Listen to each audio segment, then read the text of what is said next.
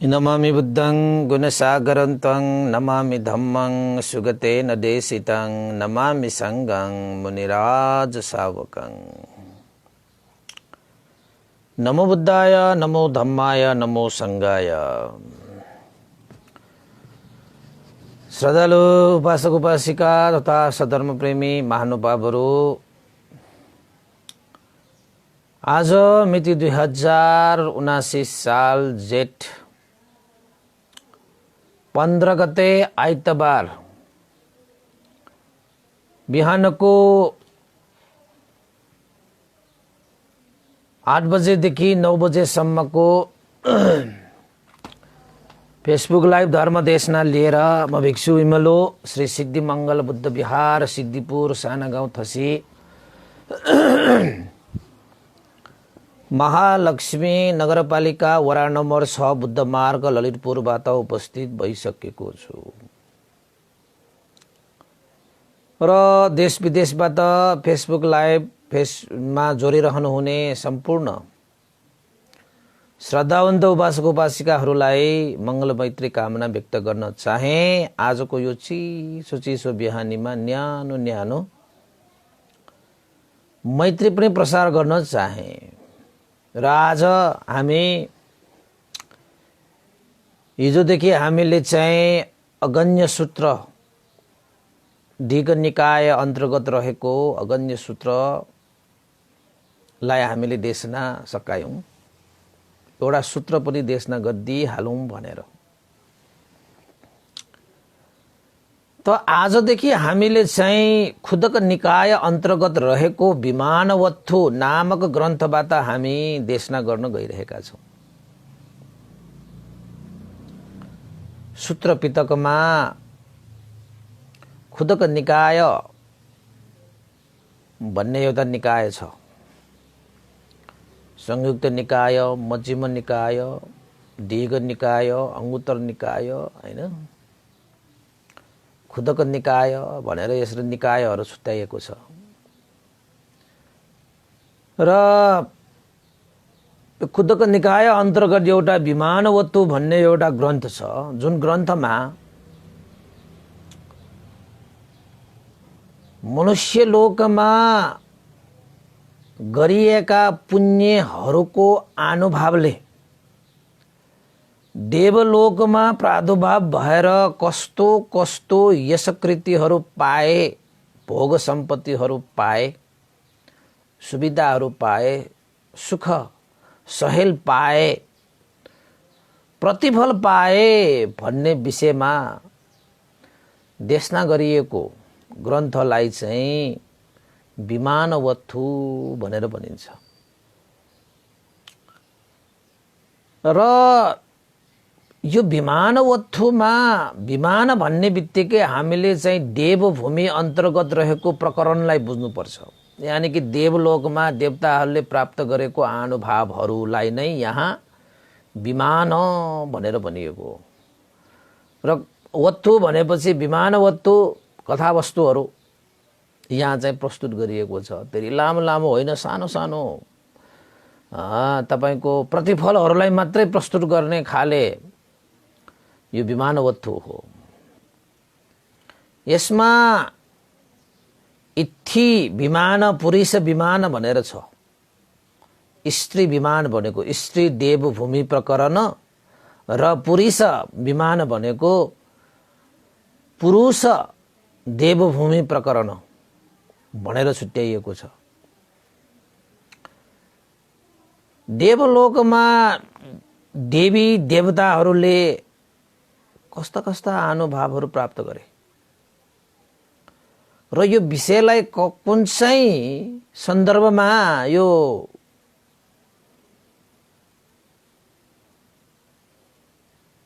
प्रश्न हुन आएको भन्ने विषयमा पनि यसमा उल्लेख पाइन्छ हैन। त उपासक उपासिकाहरू, अब देवभूमि हामीले देखेको त छैन। देवभूमि भएको सुगति हो, तपाईं हाम्रो भाषाबाट स्वर्ग भनेर भनिन्छ। अब स्वर्ग कता हो, नरक कता हो हैन, वास्तवमा स्वर्ग र नर्क भनेको त यही भूमिमा छ। जुन स्वर्गमा पाउने विषयवस्तुहरू यो धरतीमा हामीले चाहिँ कुशल कर्म गर्यो भने प्राप्त गर्न सकिन्छ भने स्वर्ग पनि यही भूमिमा हामीले निर्माण गर्न सक्छ, नर्क पनि यही भूमिमा निर्माण हुन सक्छ। त्यसैले स्वर्ग पनि नर्क पनि यही धरतीमै छ भन्दाखेरि पनि नमिल्दो कुरा त नहोला। त यहाँ चाहिँ देवभूमिकै कुरा छ। यहाँ चाहिँ तपाईको मनुष्य लोक भने जस्तो देवलोक पनि रहेछ र देवलोकमा देवी देवताहरू पनि रहेछ।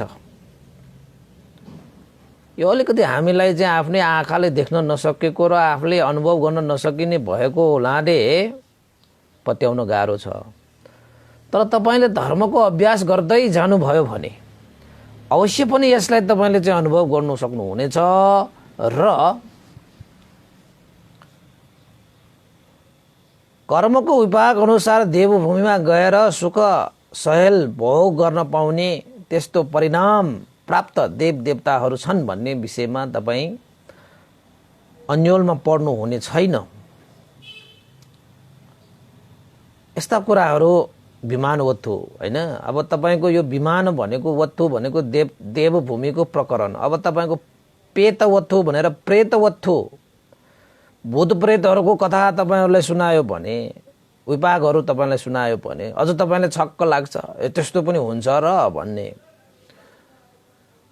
तर हामीले बुझेको देवता र भूतहरू र यो भगवान बुद्धको ग्रन्थमा भएका देवता र भूतहरू अलिकति फरक छ।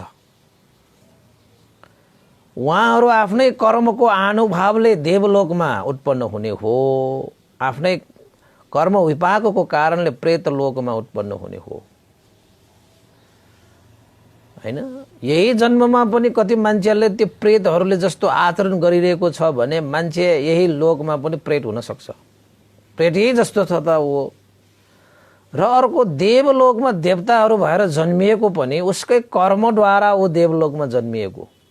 र यही लोकमा पनि कति मान्छेहरूले देवताहरूले जस्तै आचरण गरिरहेका हुन्छन् भने उनीहरू यही लोकमा देवताश्रव बाँच्छन्, देवताश्रव हुन्छन्। त्यसैले भनिएको छ फलना व्यक्ति त देवता जस्तै छ, फलना व्यक्ति त यक्ष जस्तै छ, दानव जस्तै छ भन्ने हामीले सुन्ने गरेका छौं। त्यसैले यस्ता कुराहरूलाई अलिकति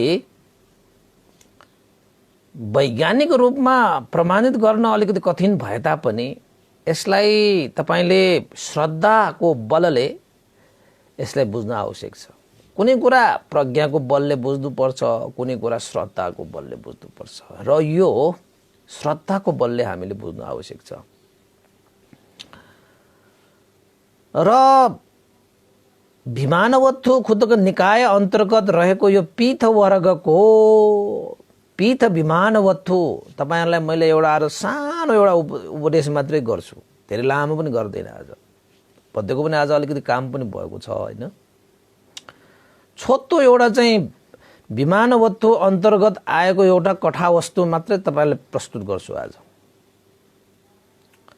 यति कुरा तपाईले याद राख्नुस्, यो खुदको निकाय अन्तर्गत रहेको विमानवत्थु भनेको पनि सूत्र पिटकमा रहेको एउटा ग्रन्थ हो, जुन ग्रन्थमा देवभूमि प्रकरणहरू प्रस्तुत गरिएको छ।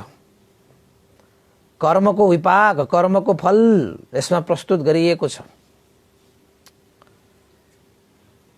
भन्ने सन्दर्भको एउटा कथावस्तु तपाईहरुलाई म प्रस्तुत गरिहाल्छु। भगवान बुद्धको बायाँ हात भनेर चिनिने महामौद्गल्याण भद्रलाई त तपाईहरुले चिन्नुहुन्छ। उहाँ रिद्धि सिद्धिमा चाहिँ एतदग्ग प्राप्त रिद्धिवान भिक्षु। उहाँलाई यो जिउँदै नै उहाँलाई स्वर्ग जाने नरक जाने उहाँलाई त कुनै ठुलो कुरा भएन। किन त भन्दाखेरि उहाँको रिद्धि सिद्धि नै यति प्रचुर थियो कि उहाँलाई कुनै पनि लोकमा तपाईको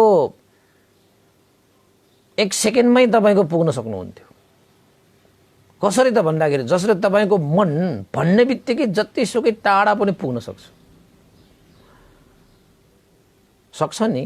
अब तपाईको जहाँ बसिरहनु भएको छ विदेशलाई यसो सम्झ्यो भने तपाईको मन त्यहाँ ठ्याक्कै पुगेको हुन्छ।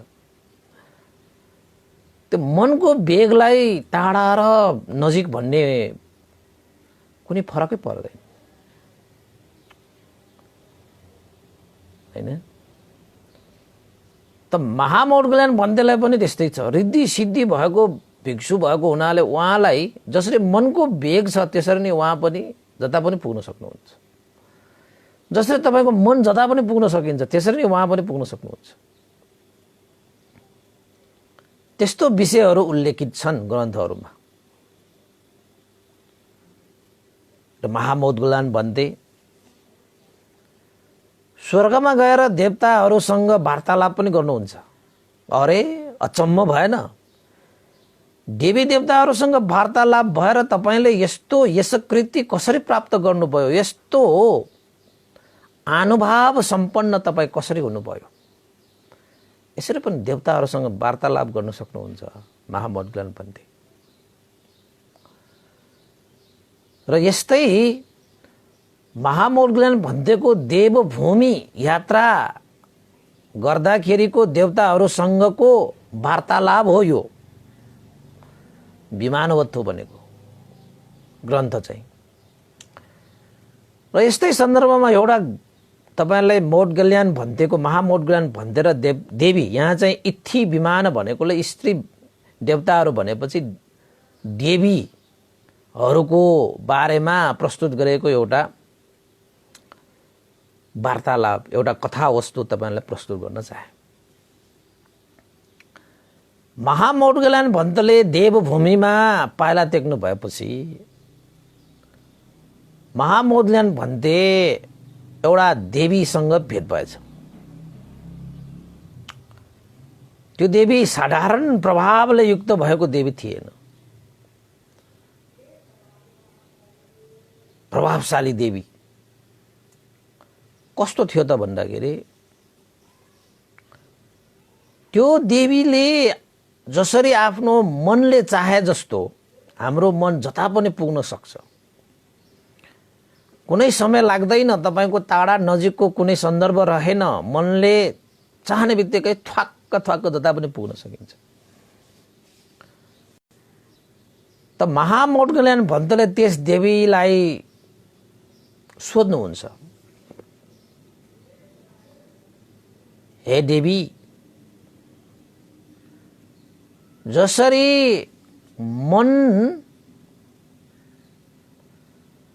मनले जसरी आफ्नो वेगले जता पनि पुग्न सक्छ इच्छा गरे अनुसार, त्यसरी नै हे देवी तपाईको यो सुवर्णमय विशाल पीठ भनेको यहाँ विमान बनिएको, तपाईको यो विशाल सुवर्णमय पीठ विमान पनि जसरी यो मनले चाहे जस्तो इच्छा गरे जस्तो जता पनि पुग्न सक्छ त्यसरी तपाईको यो सुवर्णमय विमान पनि त्यसरी नै पुग्न सक्छ। भनेको ठाउँमा इच्छा गरेको ठाउँमा प्रकट हुन सक्छ। त्यस्तो विमान तपाईसँग छ। अद्भुत छ, आश्चर्य छ। तपाईको यो जुन वस्त्र छ, देव वस्त्र हैन, देवी वस्त्र अलङ्कृत छ। माला गण्डहरू हैन, तपाईको गलामा माला गन्धहरू सजिएको छ। तपाईको शरीरबाट यति तेज निस्किरहेको छ कि जसरी त आकाशमा तपाईको बिजुली चम्किँदाखेरि जुन प्रकाशहरू निस्किन्छ नि, त्यसरी नै तपाईको शरीरबाट लगातार त्यस्तै नै प्रकाशहरू निस्किरहेको छ। तपाईको बिजुली चम्किनु भएको त देख्नु भएको छ नि तपाईले।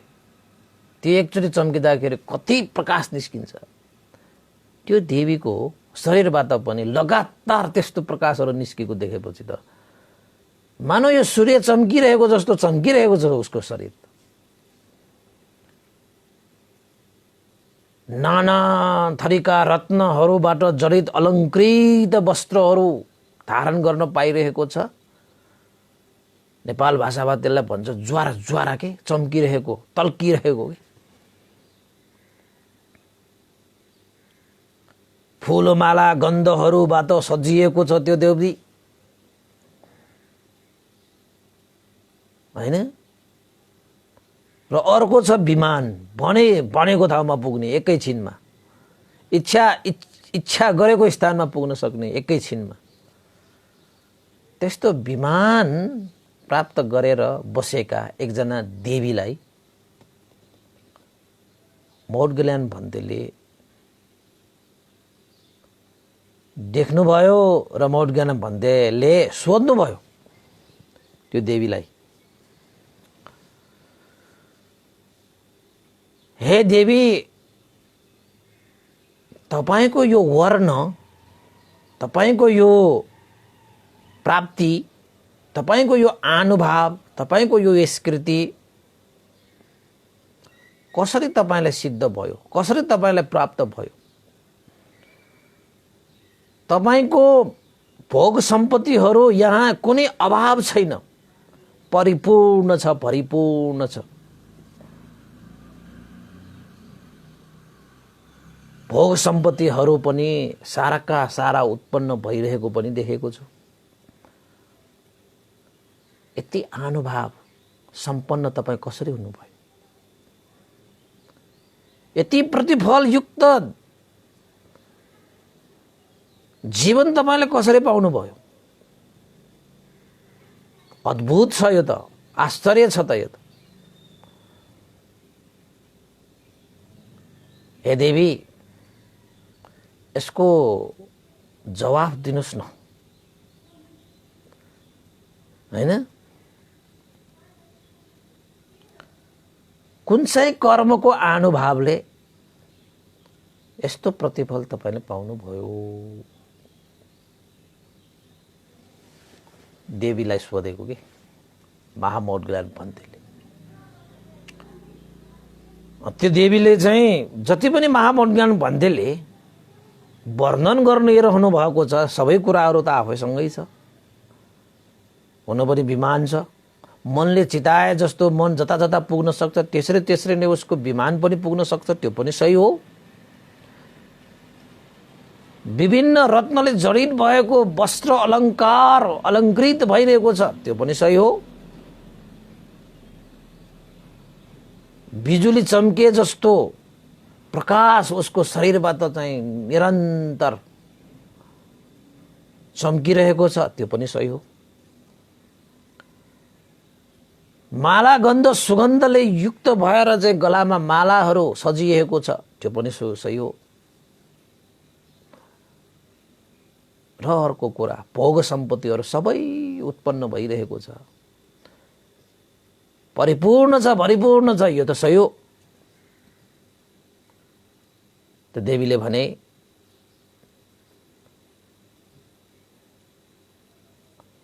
हैन, जुन महामौडगल्यान भन्तेले त्यस देवीलाई सोध्नुभयो त्यो अनुसारको देवीले पनि जवाफ दिए। कसरी दिए त भन्दाखेरि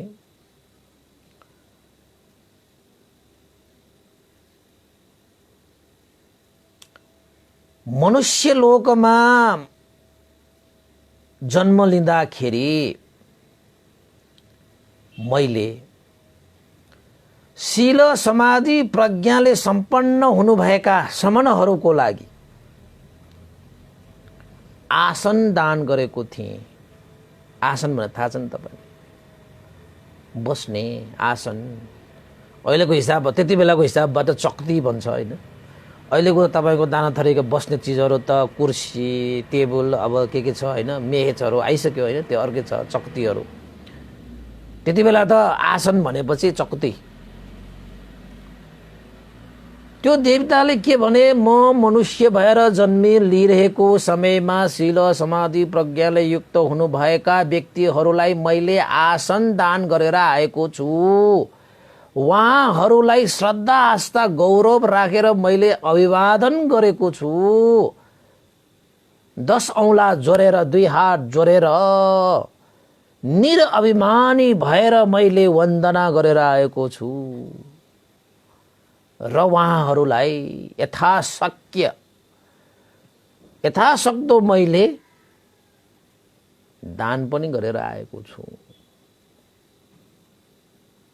मनुष्य लोकमा जन्म लिँदाखेरि है त्यो देवताले, यहाँ देवता भने पनि त्यो तपाईको देवी, अहिलेको त इथिवद्दकोमा देवी, उसले देवता भएर जन्म लिने कुशल पुण्य कहाँ रोप्नु भएको थियो त भन्दाखेरि, मनुष्य लोकमा मनुष्य भएर जन्म लिँदाखेरि देवता भएर जन्मिने बीजारोपण गर्नुभएको रहेछ। र त्यति मात्र होइन, देवता भएर पनि इच्छित अनुसार जता पनि पुग्न सक्ने विमान पनि प्राप्त गरे, शरीरभरि अलङ्कृत वस्त्र पनि लगाउन पाए, माला गन्धहरूले गलामा थपक्क पनि झल्काउन पाए र कुनै पनि अभावविहीन सारा भोग सम्पत्तिहरू प्रकट भइरहेको छ। र यो शरीरबाट उसको चाहिँ तपाईको बिजुली चम्केको जस्तो निरन्तर प्रकाशहरू छरिरहेको छ। यो सबै अनुभवहरू चाहिँ उहाँले कसरी प्राप्त गर्नुभयो रे?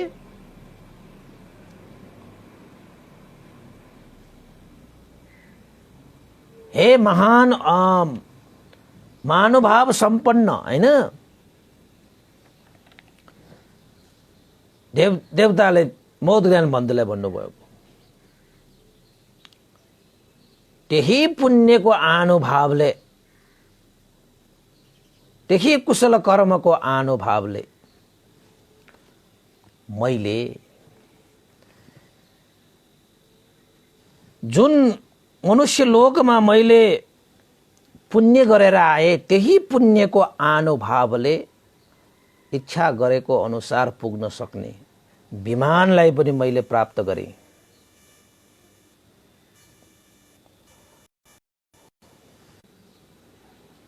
अलङ्कृत वस्त्र पनि धारण गर्न पाए, शरीरबाट त्यस्तो तेज प्रकाशहरू पनि प्राप्त गरे। हे महामौद्गल्यान, हे भिक्षु, मैले जति पनि यो अनुभवहरू प्राप्त गरे, त्यो मनुष्य लोकमा मैले कुशल कर्म गरेको थिएँ। त्यही कुशल कर्मको अनुभवले आज म यो देवलोकमा जन्म लिएर यसरी अनुभव सम्पन्न भएर जन्म लिन पाएको हो। यो शरीरबाट तेज प्रकाशित भएको हो, अलङ्कृत वस्त्रहरू धारण गर्न पाएको हो, इच्छा गरे अनुसार पुग्न सक्ने विमान पनि प्राप्त गरेको हो। शील समाधि प्रज्ञाले सम्पन्न हुनुभएका श्रमणहरूको लागि मैले आसन दान गरेको थिएँ। आसन एउटा दान गरेर आएको अनुभवले विमान प्राप्त भएको ल भयो। अब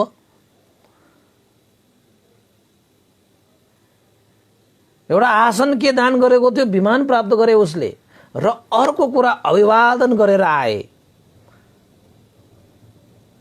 हैन, अभिवादन गरेर आए। तपाईको चाहिँ बिन्ती भन्ने, अब तपाईहरुको भाषाबाट बिन्ती भन्नु पर्यो, नमस्कार भन्नु पर्यो, धर्मको भाषाबाट वन्दना भनेर भन्नु पर्यो।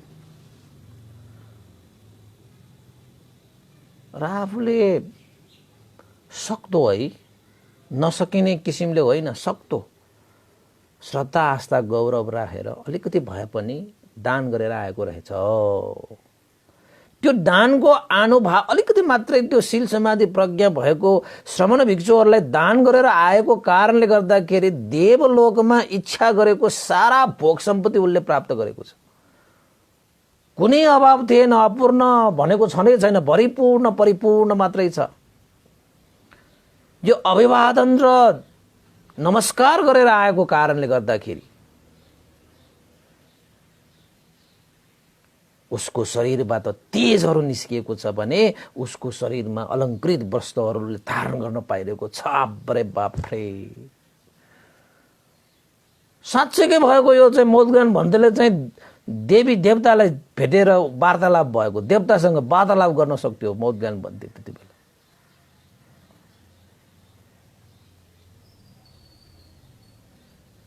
हैन, तपाईँ हामीले पनि साँच्चैकै यसरी नै श्रद्धा राखेर यो यस्तो कर्महरू गर्न सक्यो भने निर्वाण नपुगेसम्म तपाईले यस्तो अनुभाव सम्पन्न भएर जीवनयापन गर्ने हो भने यो देवताले जस्तै तपाईले पनि कर्म गर्नुभयो भने साँच्चैकै त्यही चित्त राखेर गर्नुभयो भने तपाईले पनि पाउनुहुन्छ। र त्यो देवताले के भन्नुभयो त भन्दाखेरि, हे महामौद्गल्यान, हे महानुभाव सम्पन्न भिक्षु, मैले मनुष्य लोकमा मनुष्य भएर जन्मिँदाखेरि गरिएको कुशल कर्मलाई मैले प्रकाशित पारेँ र त्यो कर्मको कारणले जुन प्रतिफल मैले पाएँ त्यो पनि प्रकाशित पारेँ। अब यदि कसैले मैले जस्तै यस्तो अनुभाव सम्पन्न भएर प्रतिफल प्राप्त गर्न चाहन्छन् भने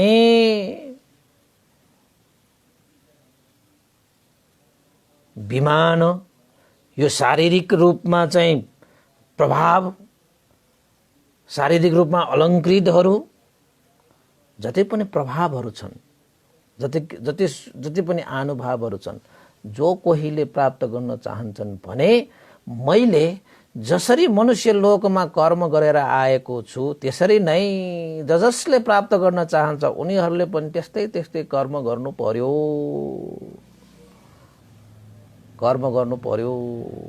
भनेर त्यस देवताले महामौद्गल्यन पन्थीलाई भने। के गरेर अनुभव रहेछ उहाँले? शील समाधि प्रज्ञाले सम्पन्न भएका भिक्षु त्यागी श्रमणहरूको लागि आसन दान गर्नु भएको रहेछ। त्यसको अनुभवले तपाईको विमान पाए, अभिवादन गरेर आउनु भएको रहेछ। अभिवादन भनेको तपाईको चाहिँ कुनै पनि व्यक्तिलाई मान सम्मान गरेर तपाईले अभिवादन गर्ने, तपाईको हात जोड्ने, तपाईको नमस्कार गर्ने, वन्दना गर्ने, निरअभिमानी भएर अभिमानलाई त्यागेर तपाईले नमस्कार हात जोडेर तपाईले शिर निहुराउने र यथाशक्य केही त्याग पनि गरेर आउने हो भने भोग सम्पत्तिहरू पनि परिपूर्ण तपाईको चाहिँ शरीरबाट यति तेजहरू निस्किएको छ त्यो देवताको बाबा पनि साध्य छैन। बिजुली चम्किँदाखेरि कति तेज निस्किन्छ तपाई आफै अनुमान गर्नुहोस्। यसरी त्यस देवताले आफ्नो देवभूमिमा विमान पाएर आफ्नो जीवन प्रभावशाली भएको सन्दर्भमा महामौद्गल्यन पन्थीलाई भने अब जसले यस्ता प्रभावशाली देवभूमि प्राप्त गर्न चाहन्छ, विमान प्राप्त गर्न चाहन्छ, तिनीहरूले मनुष्य लोकमा जन्म लिँदाखेरि त्यस्तो त्यस्तो पुण्य गर्नु पर्यो भनेर त्यस देवताले महामौद्गल्यन पन्थीलाई आफ्नो प्रतिफलको बारेमा, कुशल कर्मको बारेमा प्रकाश पार्नु भयो। हेर्दाखेरि सानो देखिन्छ नि है, कर्म भनेको तपाईको बिउ भनेको सानै हुन्छ, उसले ठाउँ लिन पायो भने त्यो झाङ्गिन्छ, त्यो रुख बन्छ, त्यो वृक्ष बन्छ, त्यसले फल फलाउँछ, त्यसले अझै तपाईले वृक्षहरू निर्माण गर्छ, त्यसले बिउ त सानो नै हुन्छ। त्यसैले चाहे कुशल कर्मको होस् चाहे अकुशल कर्मको होस्, बिउ तपाईको कर्म भनेको हेर्दाखेरि सानो देखिन्छ, त्यसको विपाक भनेपछि तपाईको विशाल देखिन्छ। त्यसैले कर्म भनेको सानो ठुलो भनेर हामीले चाहिँ विभाजन नगरिकन तपाईले आफूलाई प्राप्त भएको कुशल कर्महरूलाई सम्पादन गर्नु नै तपाईले आफ्नो जीवनमा सुखको बिजारोपण गर्नु हो भन्ठानेर बुझेर जानेर यो विमान वस्तुको सानो एउटा कथा वस्तु तपाईलाई प्रस्तुत गरिएको। यस्ता उस्तै उस्तै खाले कथाहरू धेरै छ यसमा। यस्तै यस्तै पाराकै सबै देवताहरूले त्यसरी नै उत्तर दिइरहेको हुन्छ, मौर्यल्यान्ड भन्दा त्यसरी नै प्रश्न गरिरहेको हुन्छ होइन। मिल्दो जुल्दो कथाहरू चाहिँ मैले छुट्याउँला, अरू अरू फरक फरक किसिमको चाहिँ कथाहरू भन्दै गरौँला। उपासक उपासिकाहरू, आज विशेष कारणवश चाहिँ मैले धेरै लामो देशना गरिनँ है। यो विमानवत्थु कथामा चाहिँ तपाईँको देवलोकमा देवताहरूले प्राप्त गरेका अनुभवहरू कसरी प्राप्त गरे भन्ने विषयमा मनुष्य लोकमा मनुष्य हुँदाखेरि जुन कर्म गरे त्यसको अनुसार प्राप्त गरे भन्ने सन्दर्भको यो चाहिँ विमानवत्थु हो है। आज तपाईँलाई एउटा सानो मात्र उपमा दिएँ है। आज अलिकति कार्य व्यस्तताको कारणले धेरै लामो भनेन, भोलि पनि अवश्य पनि देशना तपाईँलाई चाहिँ सुनाउने नै छौँ। आजको लागि चाहिँ देशना मैले यहीँ टुङ्ग्याएँ, सुनिदिनु भयो होइन। पछि पनि अवश्य पनि सुन्नु हुनेछ भन्ने आशा एवं विश्वासका साथ आजको देशना मैले यहीँ टुङ्ग्याएँ। भवतु सब मङ्गलम् है। र अन्तमा अब पुण्यानुमोदन गर्ने समय भइसकेको छ उपासक उपासिकाहरू। पुण्यानुमोदन गर्नको लागि यहाँ चाहिँ एकजना हाम्रा श्रद्धालु उपासिकाको एउटा चाहिँ अनुमोदन पनि गर्ने रहेको छ है। यहाँ श्रद्धालु उपासक उपासिका हाम्रो चाहिँ सबिना शाक्य उपासिका हुनुहुन्छ। उहाँ नियमित धर्मदेशना पनि सुन्नुहुन्छ है।